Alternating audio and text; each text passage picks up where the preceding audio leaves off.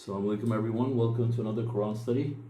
God willing, today we'll be reading from Surah 41, detailed, Fusilat, in the name of God, most gracious, most merciful.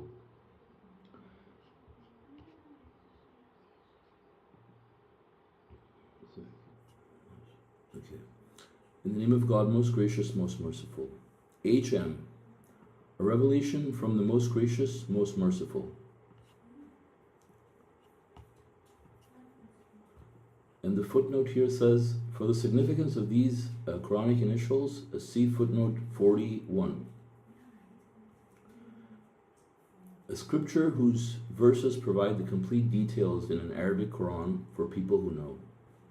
A bearer of good news as well as a warner, however, most of them do not hear. So, as it says in the footnote, for the significance of these initials, see footnote for 41. And the footnote for 41, basically, I'll just read here. It says, the initials Ha, Mim occur in Surah 40 through 46.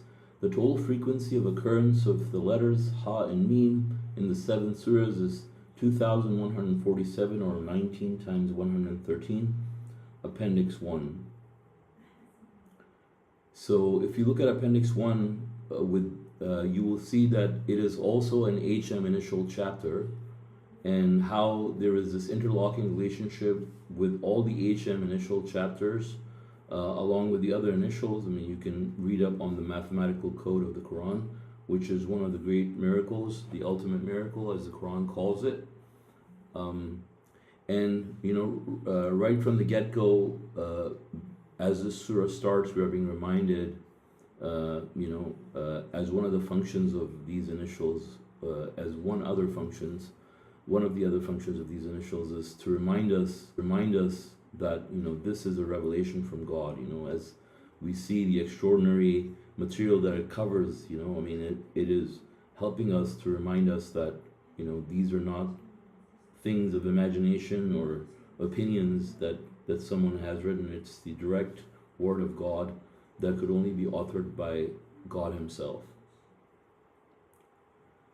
And verse 3 talks about how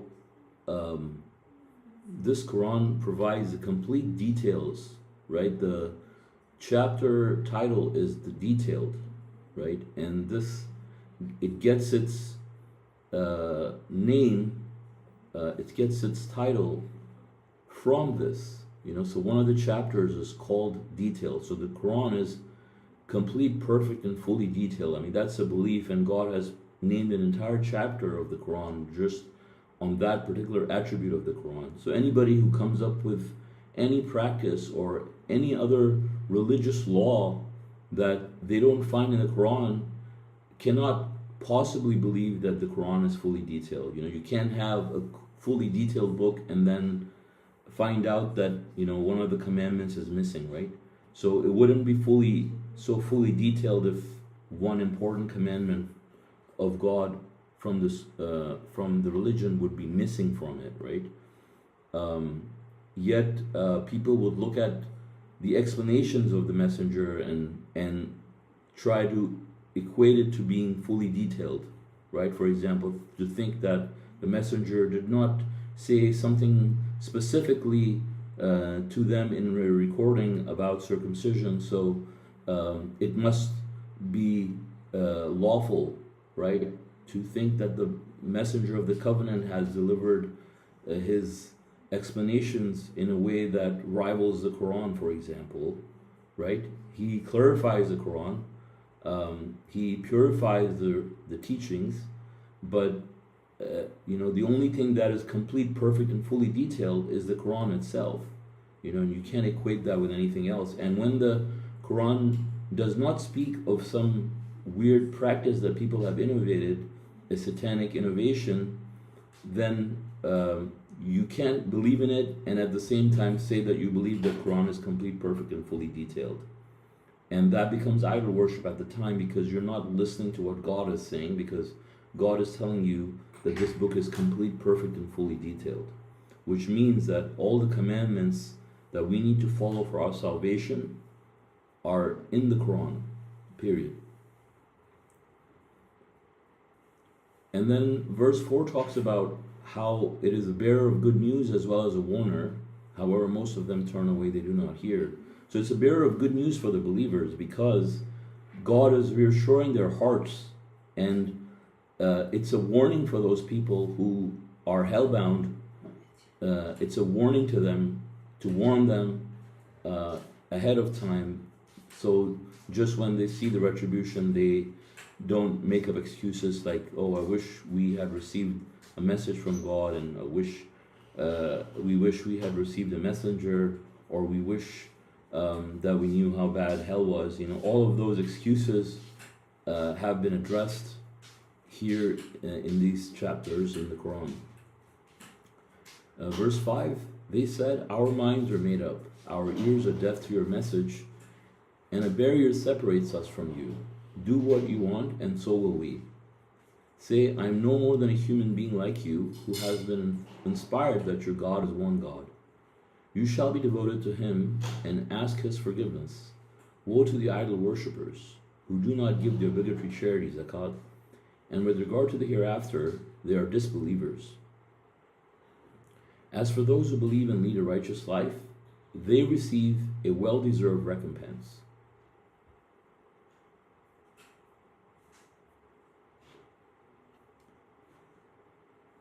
So verse 6 talks about the messenger being just like the rest of us, with the only distinction that God chooses and inspires them with the message from God. But other than that, they don't have any special powers or special abilities that makes them above other people. As far as they are concerned, as humans, they're just as human as you and I, and just as prone to mistakes in their personal lives as you and I. But the only thing that doesn't change is the inspiration. They're inspired by God, and their mission is to give the information that has been given to them by God. And they do not make a mistake in the job that has been given to them, which is just to deliver the inspiration, just to be that mouthpiece that conveys the message, because God is perfect. But the part where they could error in is when it comes to applying the message in their own lives. They will do their best as human beings, but they might slip up here and there, and the Quran addresses that as well. And God says here that, say, I'm no more than a human being like you, who has been inspired that your God is one God. You shall be devoted to him and ask his forgiveness. Woe to the idol worshippers, right? So who are these idol worshippers? They are the people who do not give their obligatory charity. And we know who these people are, because even the people who say that they believe in the Quran and they give the zakat, right? I mean, their zakat is just a show-off, a mere formality that they do it grudgingly, just to get away with it, and they've made it into such a thing that can never be actually applied. So they end up giving to charity only once a year, and then they have all these absurd laws around it, so that they don't have to give it. And then even the flawed way that in some places where they do have some kind of a structure in place where the so-called zakat, according to them, is supposed to be given, they find out ways around it to even avoid that. And this reminds me like how in some of these Islamic countries, like they deduct 2.5% once a year in a certain time from people's bank accounts. It has to be for a certain period of time if the money has been staying there over a certain limit, for example. And then at that time they take the 2.5% out of their savings. And so even with that, people have found a way around it. Is like when that time comes, they take all their money out, and then when that period is over, then they just put it back, and things like that, right? So they go through all kinds of hoops just to even avoid paying their obligatory charity even once a year, right? I mean, there will be people who will be paying charity at other times, but they're not paying the 2.5% obligatory charity as God has told them to pay right the time when they receive an income, right? Because God says, pay it, every time you harvest, right? Or every time you get a paycheck. But they don't actually do that. They don't actually follow that. And God says these are the people with regard to hereafter. They're actually disbelievers. But also, the Quran is delivering good news to the believers that those who lead a righteous life will receive God's recompense, and that they have nothing to fear. Basically, they have all of these wonderful things, these blessings from God that are waiting for them in the hereafter as well. Verse 9, say, you disbelieve in the one who created the earth in 2 days, and you set up idols to rank with him, though he is the Lord of the universe. And the footnote here says, the days, quote unquote, of creation represent a yardstick. Thus, the physical universe was created in 2 days, while the calculation of provisions from all the other creatures on earth required 4. This teaches us that there is life only on this planet, right? So how does it teach us that this life is only on this planet? Is because it talks about in terms of these proportions, like the days are a yardstick, representing proportions. So there's 2 portions of creation time that was used for the provision of calculation of the provision of all creatures on earth, while the calculation of 2 portions was for the physical universe, and the calculation provisions was done in 4 portions, right? 4 days / 4 days. So this teaches us that there's life only on this planet, because if you were to calculate provisions on other planets, then that would all add up, and wouldn't be the same calculation. And so there's only provision calculation here in 2 verses 4, so there's no other planet in question here to begin with, right? And that would also defeat the purpose of having, like if all the humans are coming here, then what are all the other planets for, and what sort of life would there be, and what purpose would they serve if all the other creatures, accepted God's plan for them to come and play a submissive role to serve the humans? What would the other planets be for, and what kind of souls would even live there, and for what purpose? It doesn't make any sense, right? So people who come up with stuff like that obviously are ignorant of the fact that the earth has a purpose. The reason why life exists here is for a very good reason. It's not out of coincidence. It's not for amusement. It's not for any other purpose. It's for the simple fact that God says every soul should be paid for whatever it did, and because of the feud in the heavenly society. And so all of this is in complete alignment with that. So God, we're going to continue reading verse 10. It says, he placed on its stabilizers mountains, made it productive, and he calculated its provisions in 4 days to satisfy the needs of all its inhabitants. Then he turned to the sky when it was still gas, and said to it and to the earth, come into existence willingly or unwillingly. They said, we come willingly. Thus he completed the 7 universes in 2 days, and set up the laws for every universe, and we adorned the lowest universe with lamps, and placed guards around it. Such is the design of the Almighty, the Omniscient. Right? So clearly it says that he completed the 7 universes in 2 days and set up the laws for every universe. And it says we adorned the lowest universe with lamps and placed guards around it. So other universes that you can imagine, do not have these adorning lamps that God is referring to here, right? So those only exist in in this lowest universe, right? They don't exist as we know them in other universes. Now, what exists in the other universes, I can't tell you, so please don't ask me. But we know that these adorning planets and lamps only exist in this lowest universe. And then also we see in verse 11 that when it talks about the sky, when it was still gas, it says, come to existence willingly or unwillingly. They said, we come willingly. So all of this, all of this happened, in accordance with God's will, but, they chose to come willingly to form these things. They chose willingly to submit to God, to accept, the chance that was given to them to repent and, to do their job into serving humanity as per God's plan.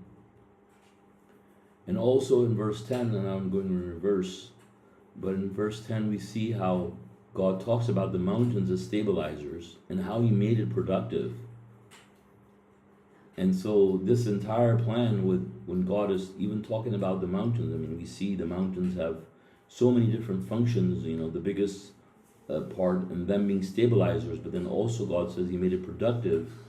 And so, how all the provisions are calculated, these mountains play a huge role in the rains forming and, water coming down and, water flowing down the streams and bringing in like minerals from all the way to the top, to all the way to the bottom, and then going back into the river or into the sea. And so all of this is part of the calculation that God is referring to here, which is not something that is a trivial thing as God puts into proportions. If 2 portions of it was done for just the universes, then the 4 portions were done just to calculate the provisions on earth, right? And so, obviously for God, it's not like, something that we can really use at scale for us to understand, but it's just, as far as we are concerned as humans, we need to understand the magnitude of the complexity of it, right? For God just obviously says to it, be, and it is. Verse 13, warning. If they turn away, then say, I'm warning you of a disaster, like the disaster that annihilated Ad and Thamud. Their messengers went to them as well as before them and after them, saying, you shall not worship except God. They said, had our Lord willed, He could have sent angels. We're disbelievers in what you say. So, as we read earlier about the Quran being a warner for these disbelievers, it talks about here for those people as a warning. And then also there's a footnote for 41:12 that I didn't read. I'm going to read it. It says, God alone created the universe, 1851, but the angels participated in handling certain jobs in the lowest universe. Our universe cannot stand the physical presence of God, 7:143. The plural tense acknowledges the angels' role in our universe. So going back to verse 12, as you can see, it says, and we adorn the lowest universe with lamps, right? So this is where the plural tense is hinting at the participation of angels, as we know that this universe cannot withstand God's physical presence, so certain jobs are carried over by these angels, and so that's why we see we being mentioned in certain places. And then again the warning talking about the disaster, like the disasters that annihilated Ad and Thamud, right? So this is a warning for our generation, right? After the messenger of the covenant has come, this warning still exists. If they turn away, say, I'm warning you of a disaster like the disaster that annihilated Ad and Thamud. Their messengers went to them saying, you shall not worship except God. But these people disbelieved and said, oh, if God wanted, He could have sent angels. We're disbelievers in you, you're a liar, and this and that, and every insult that you could think of, and all kinds of name calling these people did to them, ridiculed the messengers. And so God tells us in the Quran what happened to these people, right? To see if these people will take heed. And God willing, I'll continue reading those. It says, verse 15.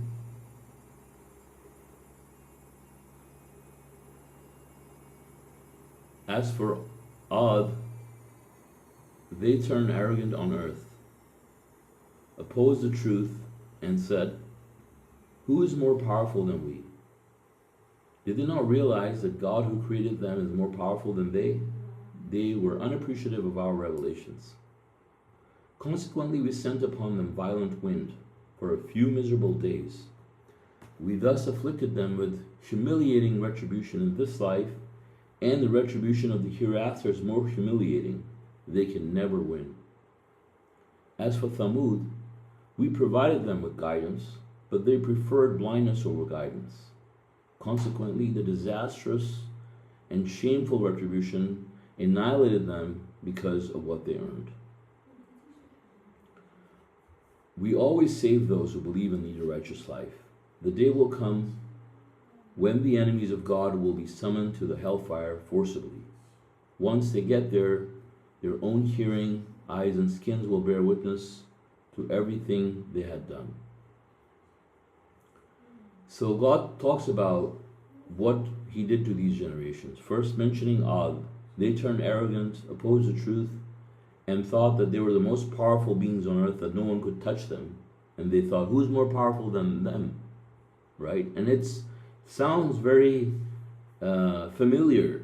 You know, if you look at today's civilizations, you know, this is exactly the mindset, the same mindset that has been forming. You know, it doesn't happen overnight, but it seems like it's a mindset that begins to develop after some time, that they get some money, get some wealth, get some power, and then it goes into their heads, and then they build themselves up, they build their statues and buildings and all that, and then they start to bask in the glory of their own greatness instead of God's, and start attributing their own their successes to themselves, to their cleverness, or to their fortunes, and starts being proud of them and forgetting about God, and start committing transgressions on earth as if they were gods themselves, and starts to commit tyranny on earth, and starts to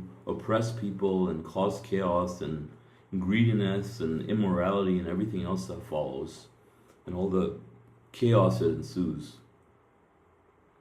And that's exactly what we see now. You know, just before the time, just after the time that the messenger has come, preached the message, and left, just before the time that the smoke is going to come, right? And if you look around the world, and you see the exact same pattern, you know, people turning arrogant and opposing the truth, just as the people of Ad. And it talks about how they were destroyed by miserable, violent wind. And you can see even now, you know, how these disasters come and go on these communities. You know, there are communities among them, you know, God annihilates them in groups also, and as individuals. But in groups, you see how they are hit by floods and tornadoes and earthquakes, you know, in the thousands, or sometimes even in millions.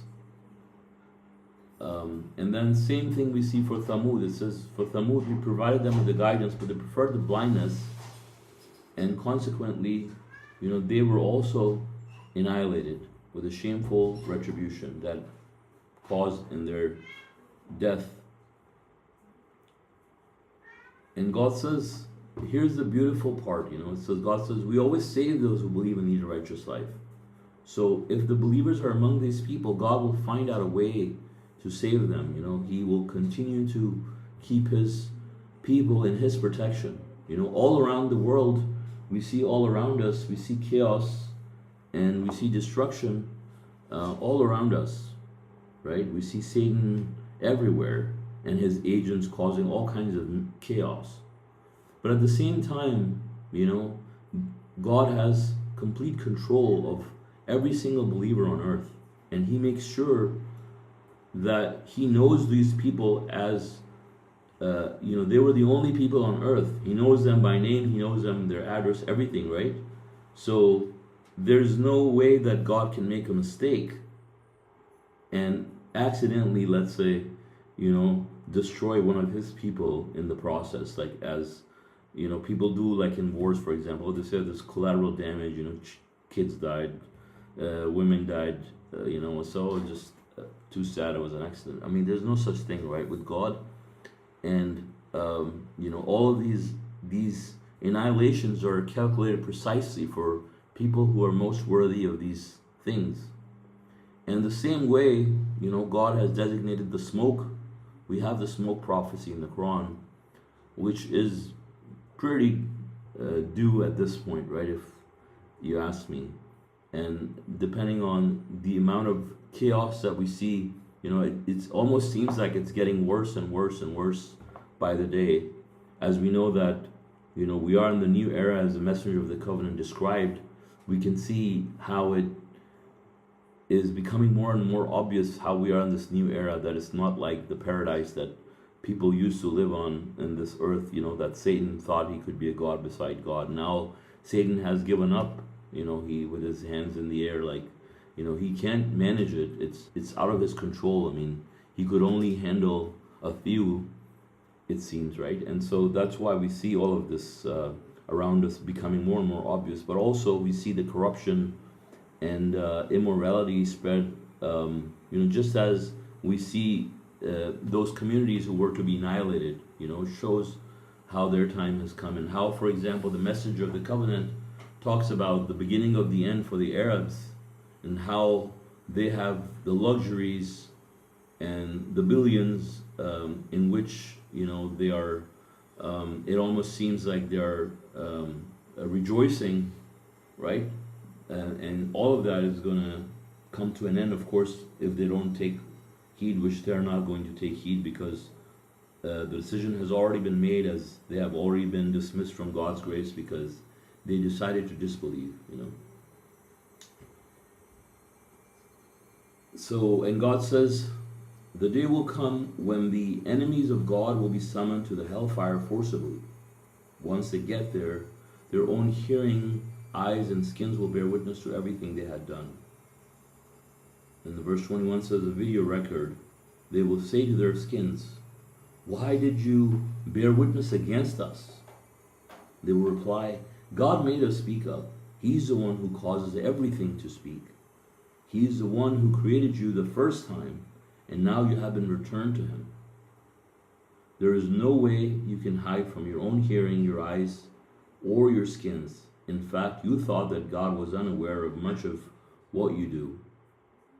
This kind of thinking about your Lord will cause you to fall, and then you become losers. If they continue the way they are, hell will be their destiny, and if they make up excuses, they will not be excused. So, of course, these verses are pretty scary, talking about how on the day of judgment, people will be summoned to the hellfire.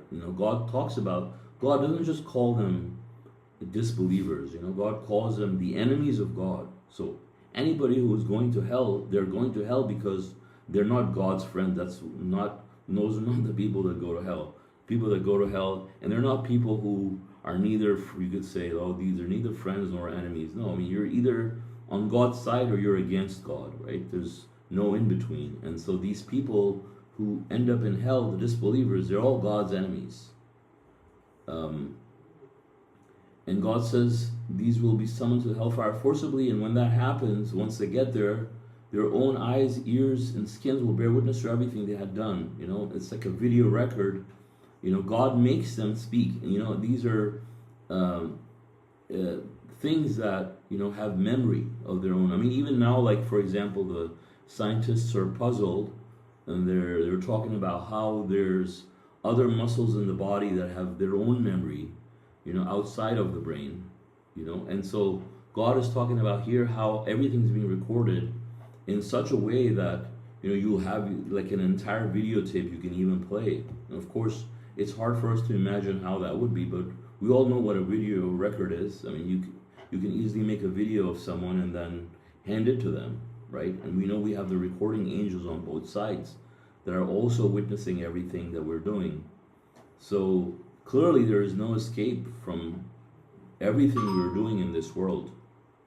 And so all of this has been recorded by God, and God says there's no way we can hide from our own hearing and our own eyes. Imagine if there was something like that someone created where your own eyes and ears start recording and they can just play it back. I mean, how can you cheat that kind of a system, you know? And that's the kind of system that God has created for us to remember that this is something that we have to expect on the day of judgment.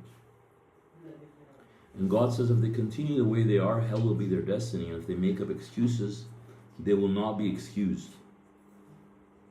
So clearly, you know, you cannot hide from your own eyes and ears and your own. Again,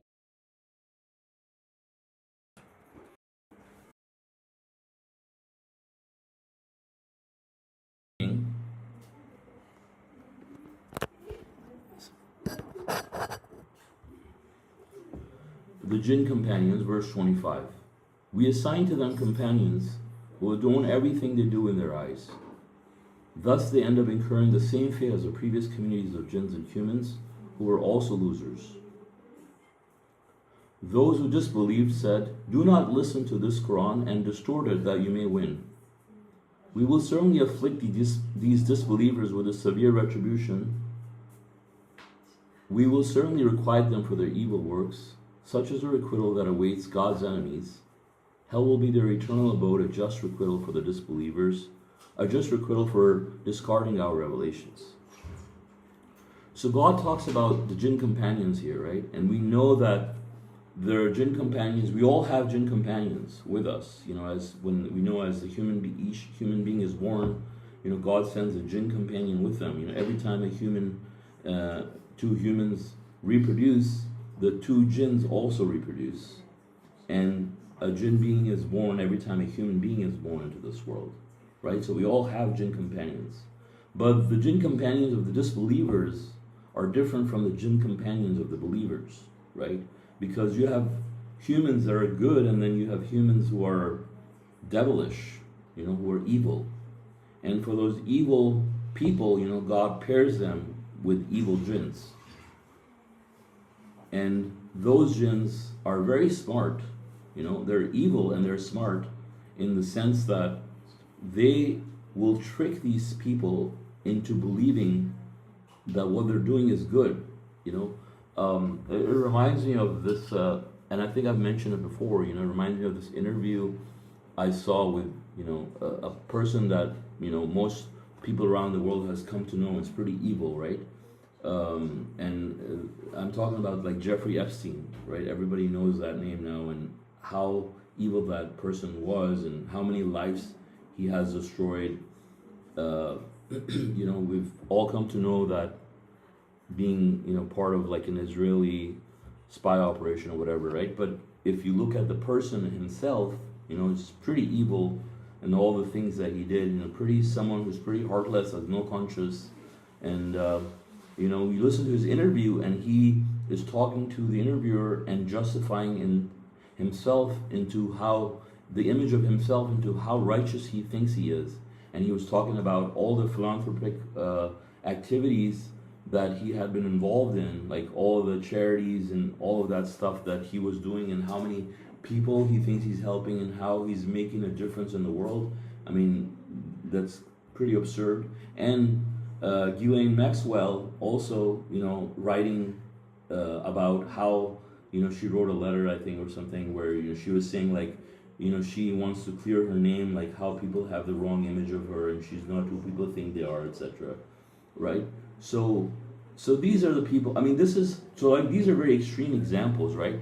But this gives us an idea on how evil Satan is. You know how like I remember like I was very young once. I was like 6 or 7 years old, and I was having some kind of discussion with my sister and I, and she said something about someone believing something. I forgot the discussion, right?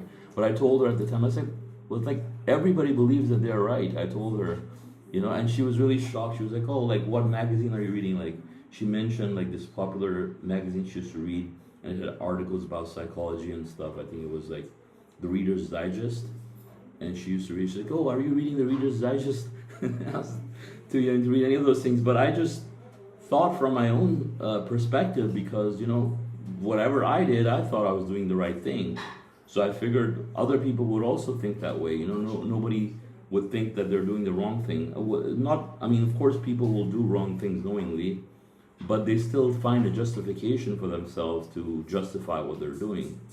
And and the jinn companions do just that. They make people do these evil things, but behind that, they're making them believe that what they're doing is for the good, at least for them, at least. Even if someone's stealing like a lot of money, they're thinking they're doing it for their good, for the society. They're gonna spend it, be charitable, whatever.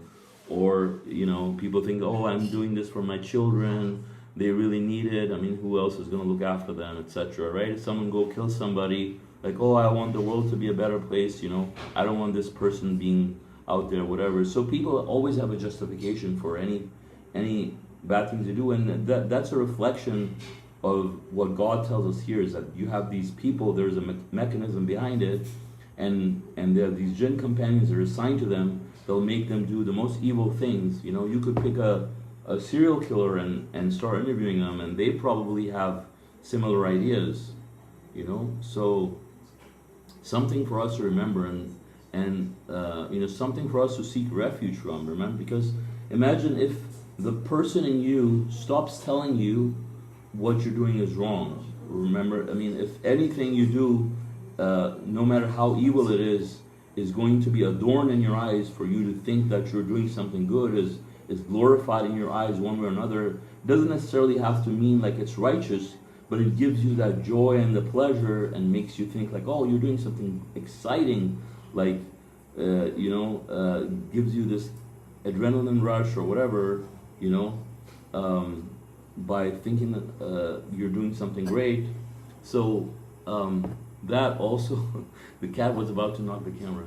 So something like that, is something that we should seek refuge from. That we don't want to be one of those people that all along keep thinking that they're going the right way and they're just walking straight to hell. And this is exactly what happens to these people. God says, we afflict these disbelievers with severe retribution, and will certainly requite them for their evil works, and eventually they'll end up in hell, where they live in for eternity.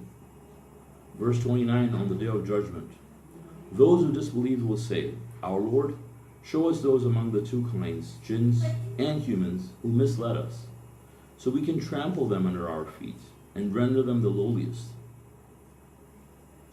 So on the day of judgment, this is something that, as far as God is concerned, has already happened. So but God is telling us how agonizing it would be for these people just to see the other people that led them to this path. They want to trample them under their feet. Imagine being in a place like hell, where you're in constant torture, living a life of constant torture, but you're still able to think about the people who helped you bring you here. You still want to trample them too, because of course it would make you angry, because these people played a role in you being here in this first place, right? There are people who would think that it wasn't their fault, like they were just led into this, but of course these people had to be evil themselves, because all the devil does is give people an invitation. And if you are evil enough, you will accept that invitation. If you're on God's side, of course you will not accept it, because God says that even Satan says in the Quran, quoted saying in the Quran, that he cannot influence the people who are dedicated absolutely to God alone. The servants who are absolutely dedicated to him alone, Satan has no power over them. So his power only works through invitation and inspiration, through invitation, where he just invites these people, he shows them the path, and then these people readily jump, right? Satan doesn't come and push people and take them by the hand and force them to commit these evil things. He just subtly, gently, introduces these ideas into their minds, and then they readily follow. Of course, for a believer, he will immediately seek refuge in God when he, becomes aware of such an idea. But a disbeliever, on the other hand, will take the opportunity and just basically run with it, right? So, God willing, I'll read verse 30, the last verse. It says, perfect happiness now and forever. Those who proclaim our Lord is God, then lead a righteous life. The angels descend upon them. You shall have no fear, nor shall you grieve. Rejoice in the good news that paradise has been reserved for you. I don't want to stop here, but I mean it's part of what the angels say. So I'll just read it, and maybe we can reread from 31. But I just feel like it's a continuation of the dialogue, and I should finish it. It says, "We are your allies in this life and in the hereafter. You will have in it anything you wish for. You will have anything you want. Such is your abode from a forgiver most merciful." So this is something that, of course, needs some discussion, right? It's a big thing, right? It's a big promise from God that God is promising the believers, perfect happiness in this world and in the hereafter. And so, I mean, this is also something that, and the reason why the subtitles here is talking about now and forever is like, the angels are descending to them in this life. It says, those who proclaim our Lord as God and lead a righteous life, the angels descend upon them. You shall have no fear, nor shall you grieve. Rejoice in the good news that paradise has been reserved for you, right? So the fact that paradise has been reserved for them is talking about this life. This happens to these people in this life, because it says we are your allies in this life and the hereafter, right? So this is something that happens to the true believers. They will experience it, in some shape or another, where God will let them know through the angels that the paradise has been reserved for these people. And they will let them know that, the angels will let them know that they're their allies here in this world and also in the hereafter, and that they will have anything they wish for in this life and in the hereafter, right? So, of course, it wouldn't happen to somebody who's going to hell, but it would happen to someone who's already going to heaven, right? And it can't be that it can happen to a person where if they're given the news that it will go to their heads, and then they just start being complacent and they start following the wrong path, right? It's obviously because then the whole prophecy of them being in heaven in the first place will never come to pass. If they turn arrogant and ignorant and complacent because of it, then they weren't going to be the ones to go into heaven in the first place. But these are the people that, as far as God is concerned, He already knows that these people have made it. So God lets them know that paradise has been reserved for these people, and He wants them to rejoice in that good news, right? I mean, what's the purpose of letting someone know in this world that they're going to heaven, right? It should be kept a secret for the rest of their lives.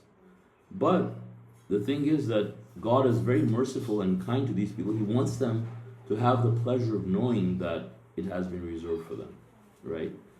And I mean, what can we say, about something like that? It just shows God's greatness and His mercy and His kindness, and His appreciation for these people, that He goes out of their way to send angels for anybody. Like, if you think about it, if God sends angels for any human being in this world, how gracious is God? Because imagine, these are people who didn't side with God, didn't side with God's absolute authority, and God has the kindness and the love to allow these people to have this good news, So may God, allow us to be among these people that God is talking about here, where the angels even give them this good news in this life, right? So that they can be happy, just so they can be happy and celebrate. So with this, God willing, I will end. If you guys have any comments or questions, please feel free. Thank you. MashaAllah. Good study. MashaAllah. Very good study. Thank you, brother. Thank you.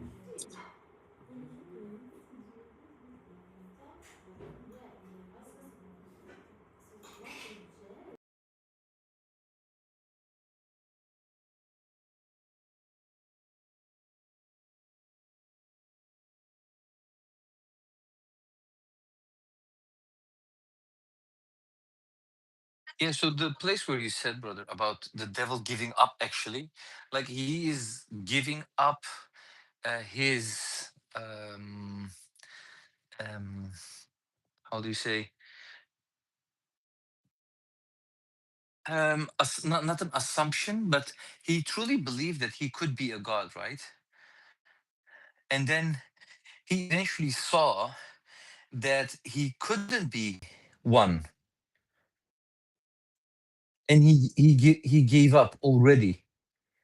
But he's still, is he still trying to be, like, trying to fix it?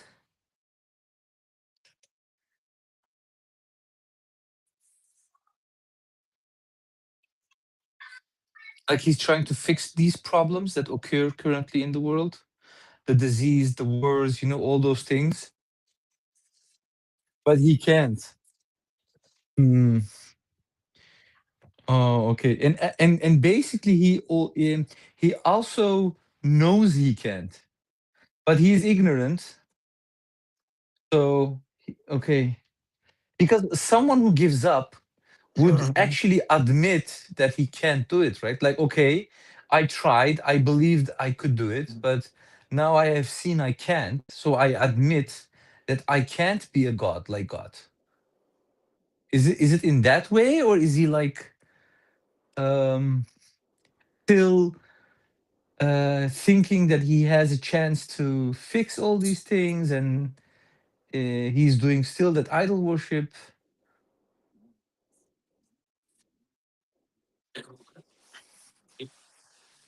Oh no, you mentioned, remember, you mentioned that the devil is trying to, like he gave up already, because now we see that in this world it's like a very bad place.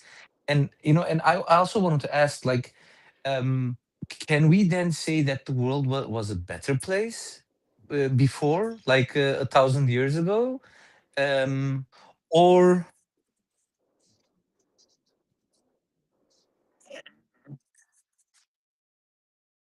Post. in 1986? Mm, Uh-huh.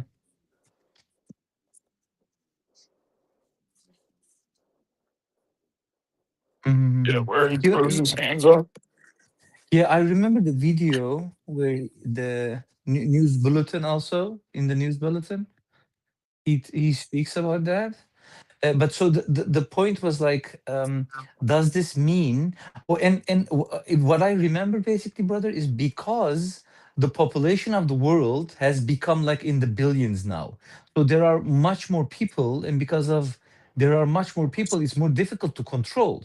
So for God, controlling, for him, it doesn't matter if it's one person or like a billion people for God, right? Because he is God, he can manage even 1 trillion people, and he already does, right?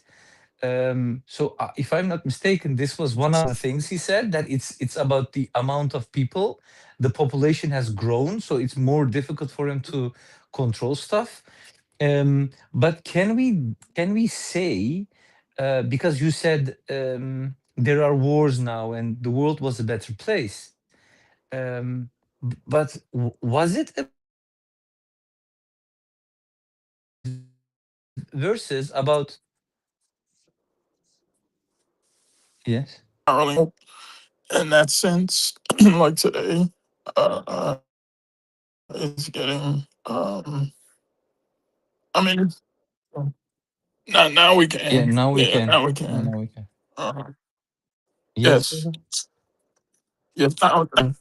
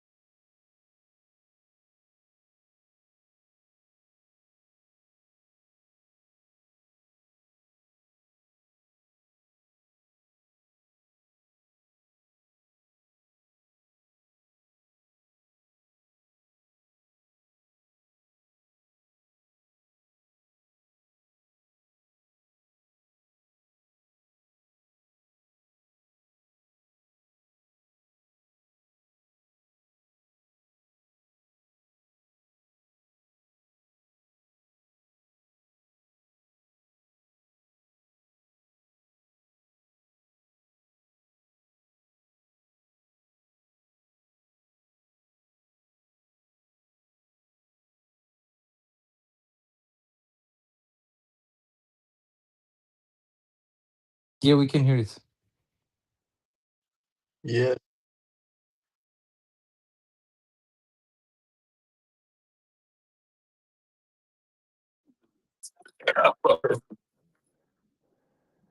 Amazing.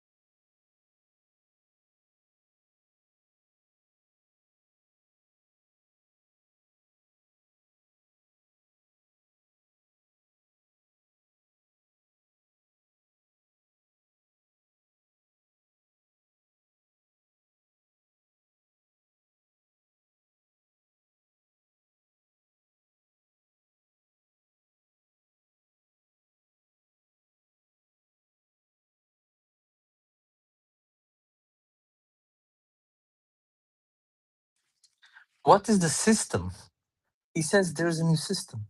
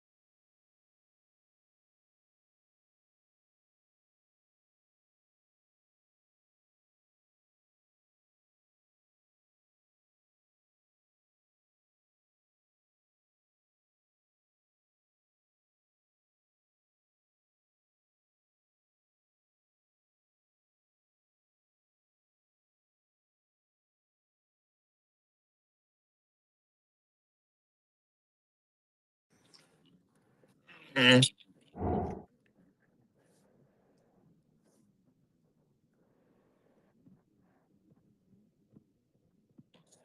yeah. I was thinking too, like it's like really stupid of him. Like, who would want to do this? Like, why would you want to like work so hard? You know, you're not the one relaxing and taking it easy and enjoying God's provisions. Like, you're basically like what he's done. He's slaving away, trying to do something he's incapable of. I guess it shows. You know, it's like somebody. Yeah, yeah, his ego is making him. I mean, like if my boss wanted me to build like a 50-story skyscraper, you know, like I'm just trying to wrap my head around like how stupid, uh, like the situation he put himself in. Like it's, or he'd offer me to go to Hawaii and then have a you know, wonderful time forever, you know, with a spouse and then a nice home and provisions. I would like, yeah, definitely. Yeah, like that's I guess.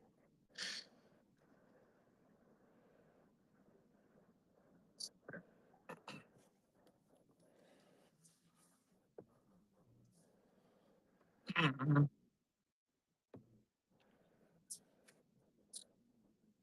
He's right. Yeah.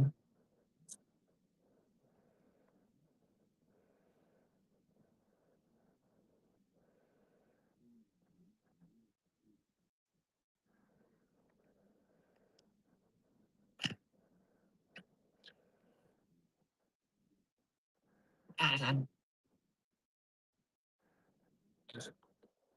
Right.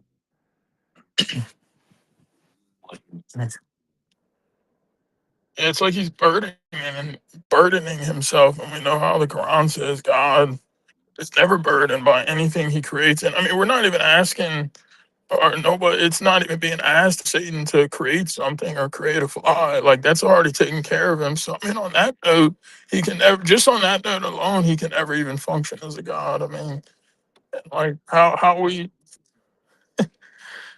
Oh, go ahead. I'm sorry.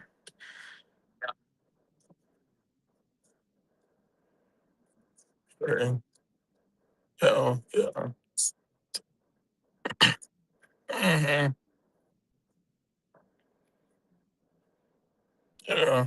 Yeah, mashallah. That's what all I grew up hearing or like learning too. Like how I remember like my parents teaching me like how Satan wants to take as many people with him and stuff. Like, you know, he hates humans and he wants to us to suffer with him, as many as he can get.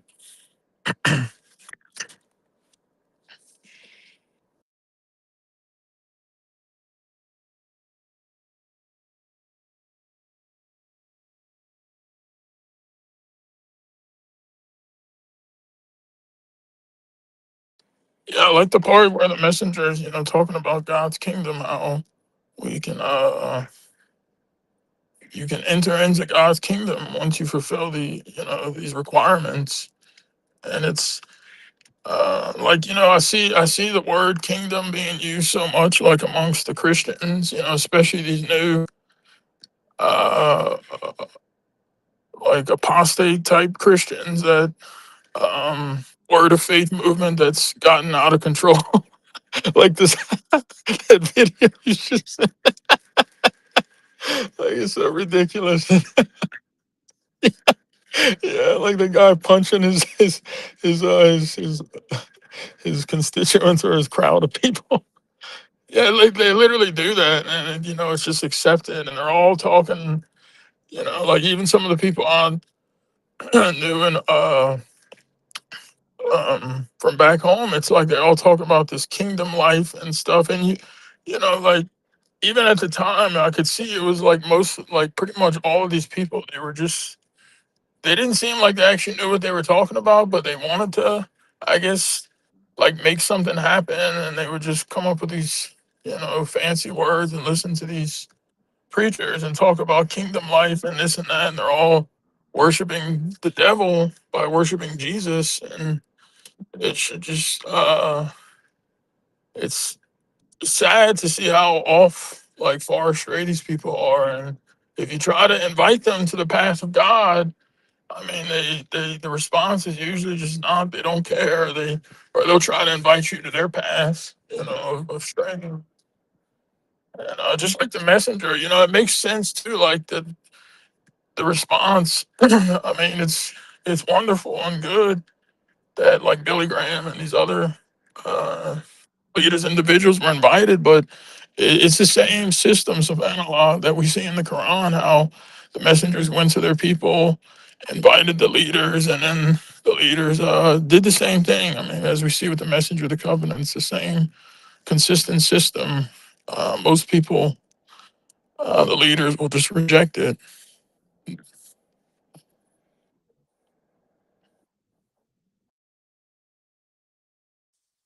Yes, brother. Yeah, the system. Yeah, like where it says, oh, which verse, brother?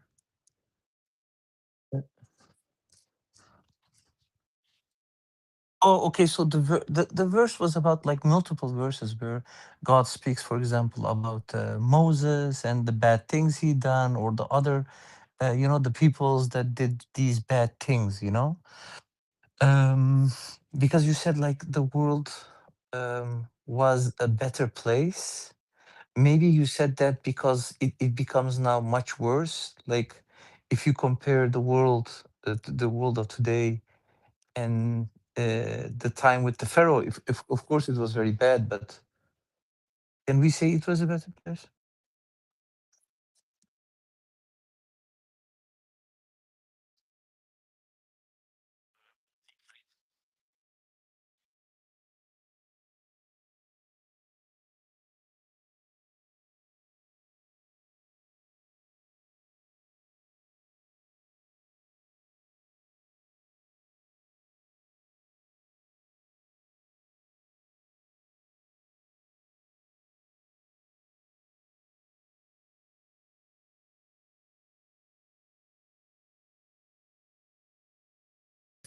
Yeah.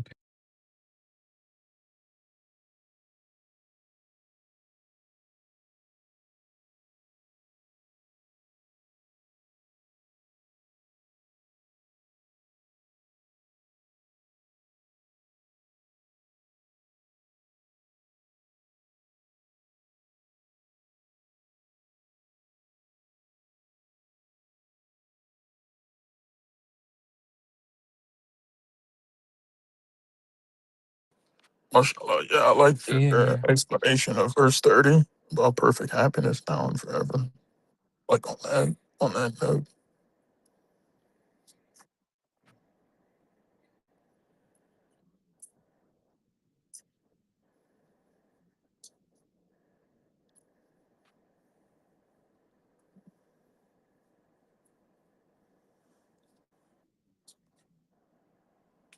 Yeah, it's awesome. Which one again?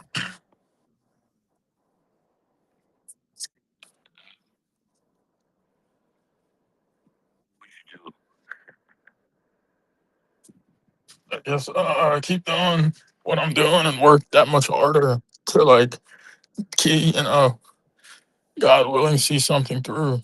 See that through. Like God's grace.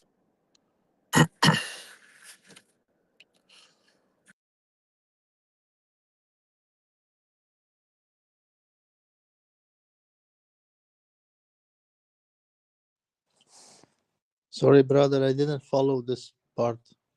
With the follow the devil part? Yes.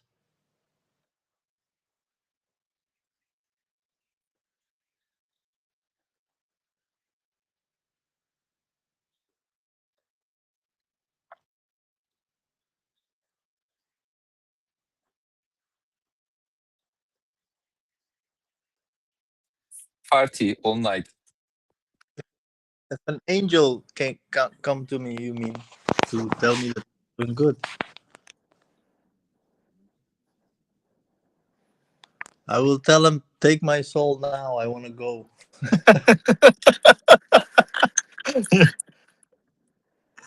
Yeah. Definitely.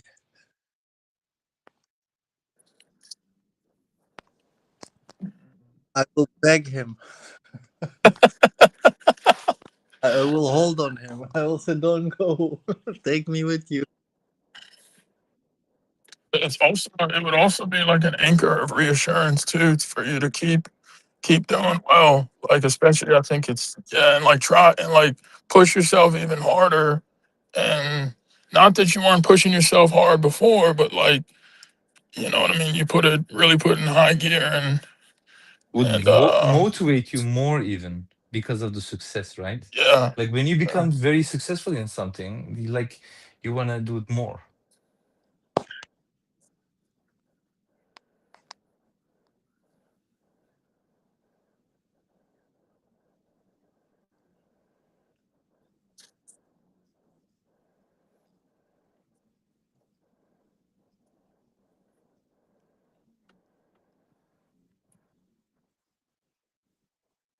Mhm.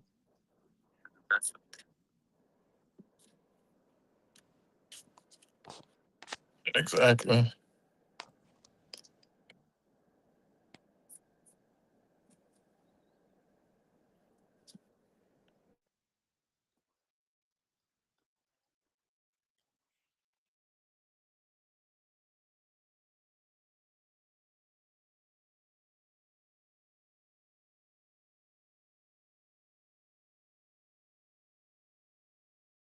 No. Right, exactly. Like you could draw closer and closer to God, God willing, you know, and like your love will continually increase for your creator and everything. So that would be a big thing. Because this is our only chance too. So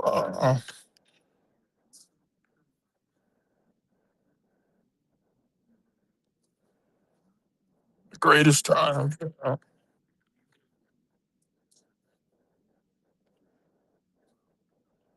Yeah, exactly.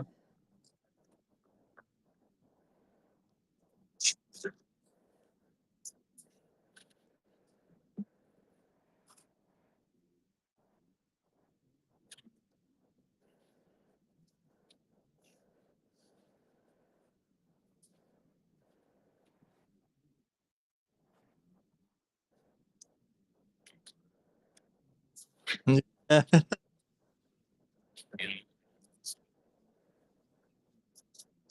Mhm.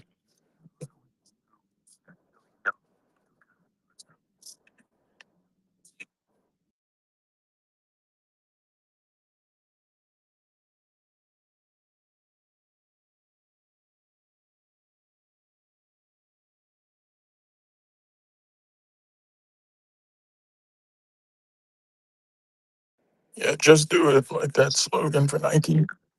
Just do it. Yeah. Oh, yeah, I used to. That was like my first, one of my early gym shirts. I had a little T-shirt that said "Just do it," and I felt all good about myself. I was in like high school or something. I was like, "Yeah, this is a cool shirt." But it's a good slogan, I guess, because like when you're thinking of getting something done on your to-do list, it's like, "Oh, just get it done now. Just do it." But yeah, like I was like kind of like on that point. I was, hopefully it's not too off topic, but that yeah, there were so many people that while I was thinking about that Mufti Ming person, I saw a clip of him a few days ago, and he was accusing. I mean, these people are so evil. You know, he's an Arab, but he's accusing. I mean, that's the person you remember I told you that was like I heard the hadith about the cat and stuff. My dad. Okay, so yeah, I was like just seeing a clip pop up. I think it was from another submitter's Instagram or something, and he was replying. So his reply was good, but to Mufti Mink.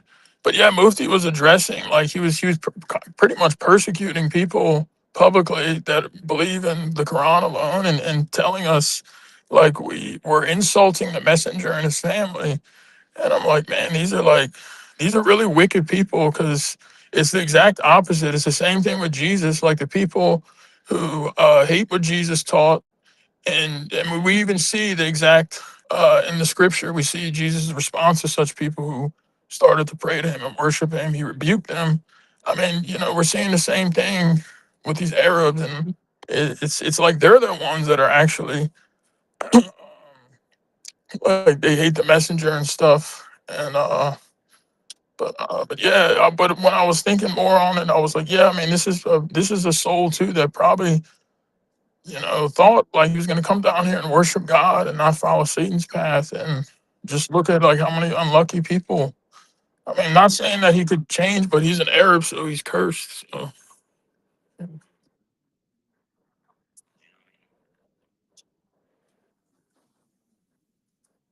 mhm. Yeah, yeah, exactly. Yeah, yeah, that's what he. Yeah, exactly. When you listen to him, that's the feeling you could, you get. Like, not that we. Yeah, yeah, yeah, exactly. And he's talking down on people like who don't read hadith, and and it also just shows their hatred for the Quran and God's revelations. But they, like you said, like the verses we read about their companions, really have them fooled. And I mean, they'll probably be cursing their companions. I mean, if they don't change, of course, but the day of judgment.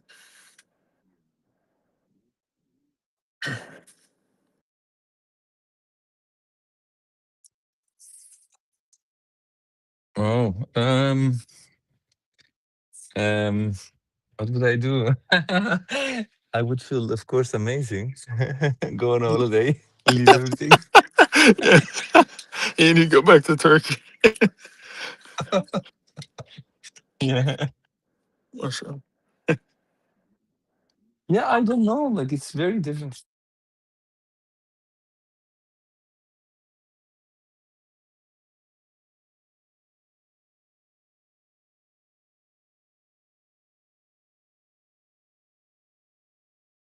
What would you do, brother? Or did you already? Did they already tell you? Mm, yeah, sure. I think we couldn't be patient to wait until the day comes that we would meet God, like to see him, to be close to him. Because that is the best accomplishment anyone can have, right? To be as close as possible to God. So when you hear that you will go, because like imagine you have a meeting with someone that you really love, like you're going to meet that person in 1 week or 5 days. So those 5 days could be like 5 years, like because you can't wait. Like imagine, because it's all about God actually, right? And then you are so lucky that God has chosen you to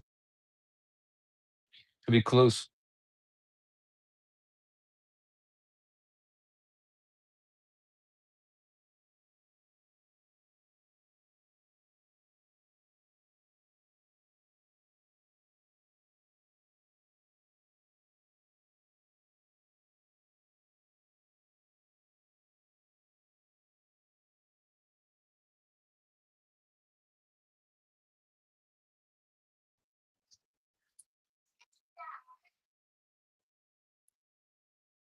Mhm, mhm. Also relief, right? That like they come and tell you, listen, you're not gonna go to hell, because that is also something that's always in our minds. Like we don't Yeah, know what's yeah, I gonna think happen, so that's a we big hope. thing too. Hmm. Right? Like you About get this just amazing avoiding the relief. retribution.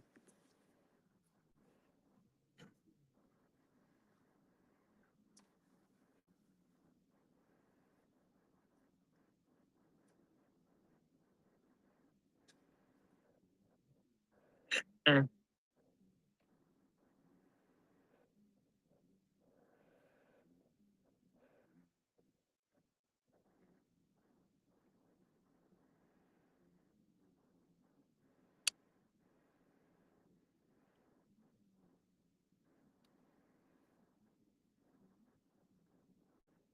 Yeah.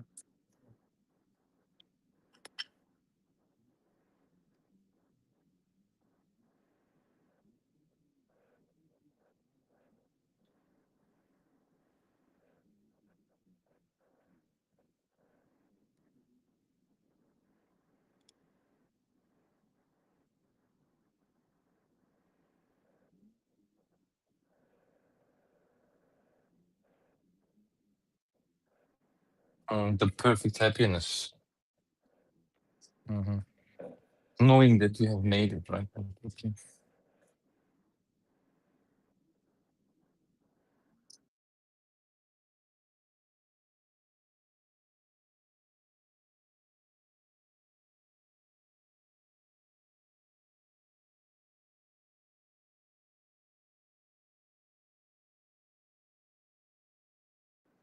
Yeah, I think yeah, I guess yeah, it depends on the dude. Um, yeah.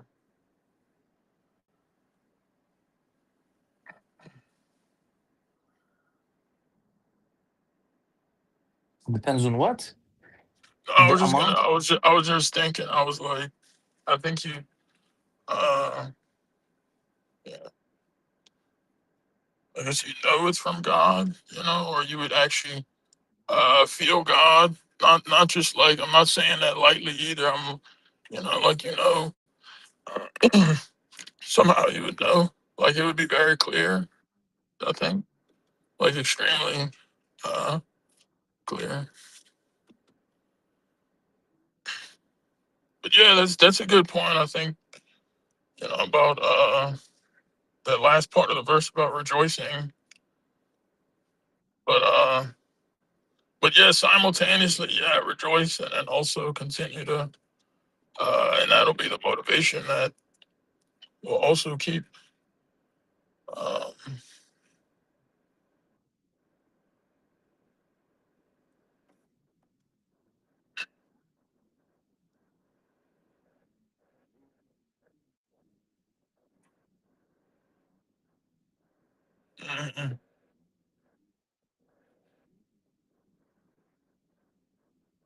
to get closer to God. Yeah.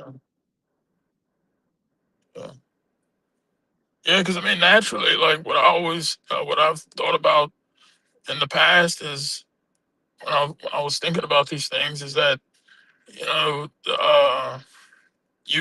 I mean, the closer you are to God, the better you're gonna feel, because we know like how like, you know, the Quran, or at least the messenger and light of explanation of the Quran, is talking about God's power and his energy, and said the believers will love it, and it'll feel great.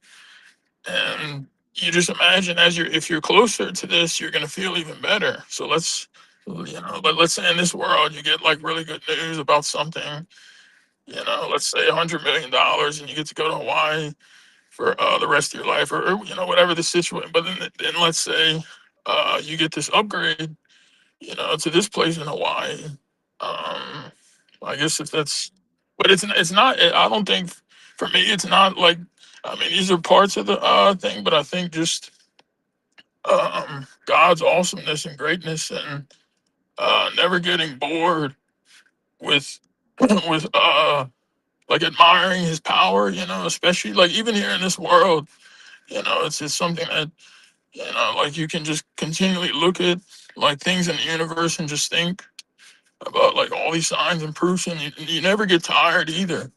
You know, like you can go on and on and on, or even listening to like the music and the songs and stuff that make you feel really good. Like some of those new songs that were released, you know, it almost puts me in this other, like I'm working out at the gym, and I'm like I can't explain how good I felt like for a lot of those songs I had shared in the group, and it almost felt like, yeah, it was so incredible. And uh, yeah, I even later that night I actually had a dream, like it's very kind of like this dream about, I actually heard the song in my dream, and it was like very very good and like moving, and very, very special, like, yeah, it draws you closer to loving God more and more.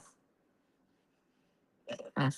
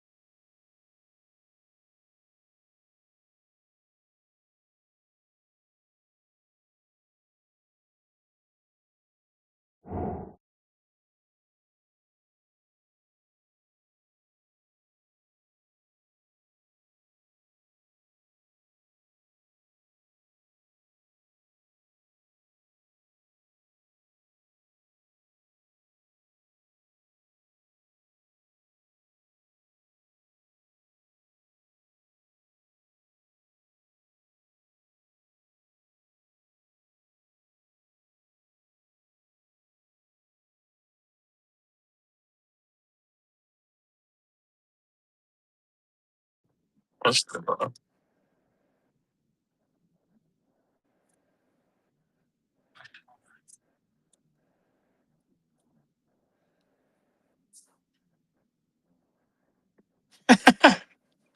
who said? Which one was that, bro? Oh, yeah, brother in his yeah, that's funny. Yeah, I mean, imagine like what type of music and senses we would have in heaven. Like we could thinking about God and all these other things.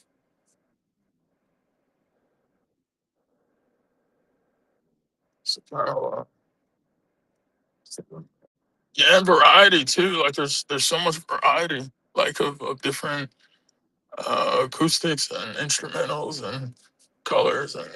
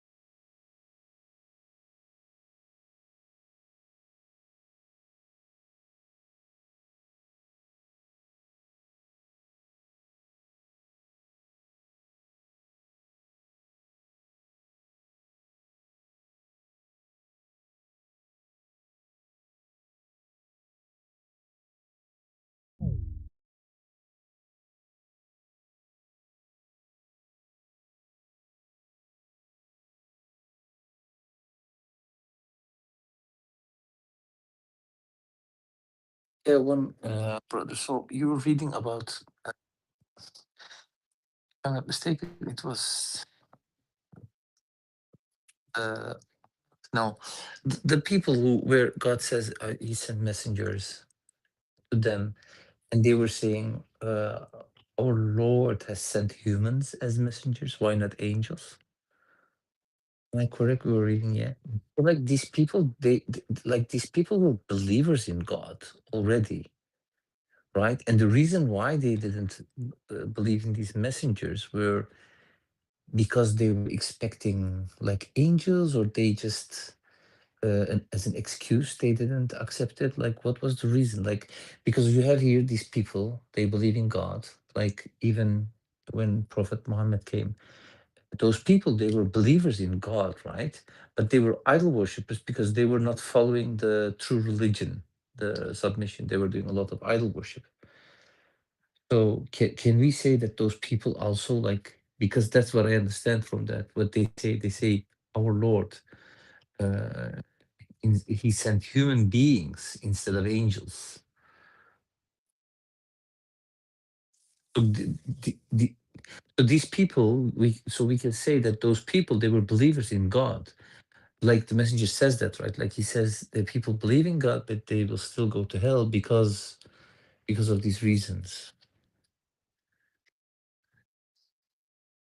Yes. hmm So probably like it's like similar to what we are witnessing today. People believe, they say that they believe in God, in the Quran, but still do idol worship because of these various reasons. And they had exactly the same thing, right? Like they already a messenger was sent to them. They were believers in God, but they changed the religion. Probably it's just the same thing that history repeats itself exactly like today. Because before, I always thought that these people, that they didn't believe in God, and they were doing idol worship in the sense of, like, you had these statues and they were prostrating in front of statues. But idol worship doesn't necessarily mean that you're going to be prostrating in front of it. Yeah. Probably it's also a trick of the devil, that he makes you believe that when you say idol worship, it's like always people who prostrate. Yeah. And you remember the movie that they made about, what was it, the movie name called? Yes, The Messenger, right? Like, there were statues in Kaaba. Yeah. And see. Hmm. Yeah. Okay, that's what I thought. Hmm. But there were no statues, right? Like, these people, they said that they believed in God, that they were Muslims.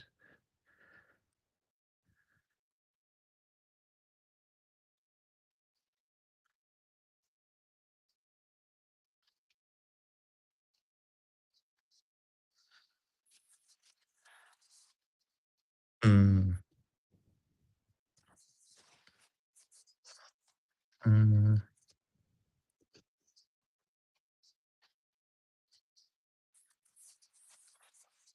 mhm,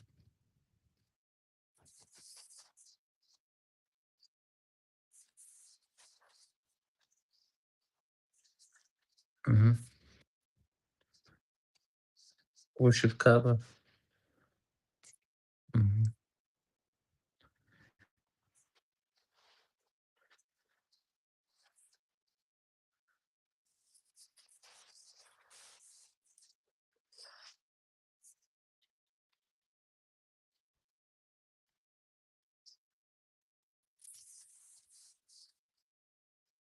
mhm, mhm.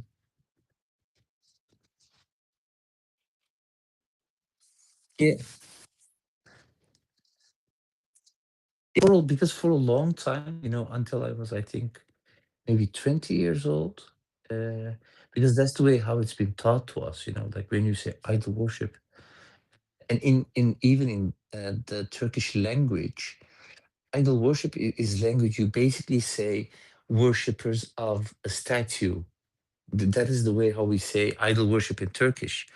So it's always taught to us, like, okay, idol worshippers are, for example, people in India, Christians think the same thing. Like yeah, that's or the kind of what I. Christians. You just kind of think of the old school pagan stuff, but it's much more than that. That's like Mhm. when I learned about it from the Quran and the Messenger, then it makes complete sense. Uh,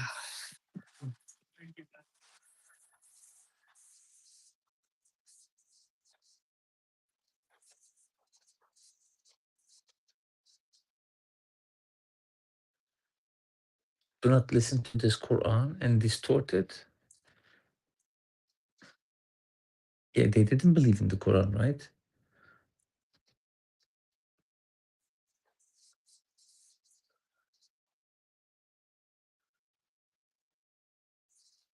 They discourage others from reading the Quran.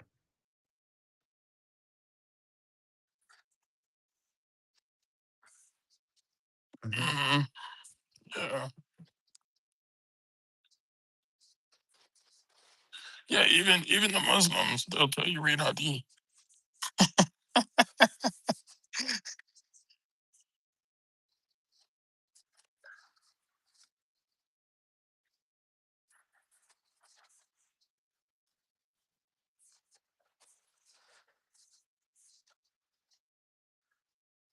They even discourage it, because they say, if you're going to read it, first of all, you're not going to get the real message out of it, because it's not your own language. It's not the same as Arabic, and the point basically is, they say that the translation is not the Quran. Or the Quran is only if it's in Arabic, then it's the real Quran. Yes, yes, and you need the scholars, of course, and you need hadith, and you need so much stuff. And they say you wouldn't understand, and there and a lot of uh, you owe so many things, yeah. And there are a lot of Yeah, it's also Turkish interesting. clergymen. Yeah, They say it's a disease. discussion They say many times. it's a disease. Quran alone stuff. It's a disease. They say this new thing started. They call themselves the Quran alone people, and this is they literally say it is a disease. Yeah, that's what I Quran was saying. alone. Like what Mufti was trying to say, they're jealous that. Yeah. Yeah.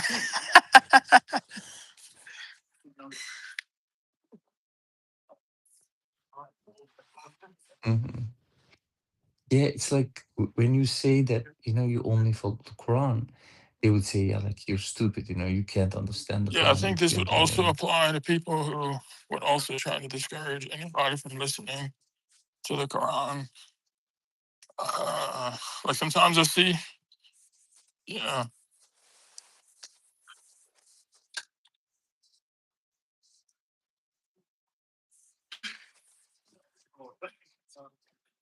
act, uh,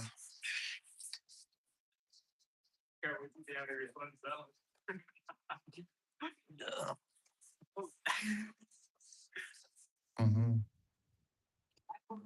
yeah. Most of the people that say that, like, they just repeat, uh, or some of them believe and have looked into themselves, but yeah, they're jinn companions trick them into believing that, or they'll actually find like the messenger said, God will help them in that decision.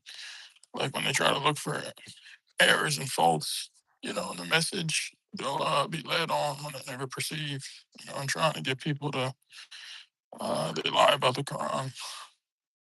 Yeah, I think Basically. also using certain verses, like for example, there's this verse where God is talking about a war, which is ended and the believers have won the war. And so God says that to the people when the messenger is, how do you say, the things that you receive after a war, some stuff, money, maybe Bound, gold or, bounties or sorry? Yeah. Yeah, bound. and then the verse says, yeah, take that which the messenger has given you, and don't take the ones that he doesn't give you. Like don't. And then um, they don't they don't tell you the verses, the sentences before the sentence, and they use this verse as if you need to listen to the hadith. They say, look, this is evidence where God says you need to take what the messenger gives you. So even a verse like this, they are misinterpreting it. Like distorting doesn't necessarily mean, I think, changing a verse, like changing the words or the letters. But when you use these verses to advocate, like following the hadith or that kind of stuff, it's also like deserting it, right? It doesn't necessarily have to mean, literally changing the words or the letters even. Because most of the people, when you ask them about these things, and they would say, yeah, like in the Quran says that we need to follow hadith, because in the Quran you have this verse where God says you need to take what the messenger gives you or the prophet gives you, while actually it's talking about the war and the bounties after war. It's a famous one, basically.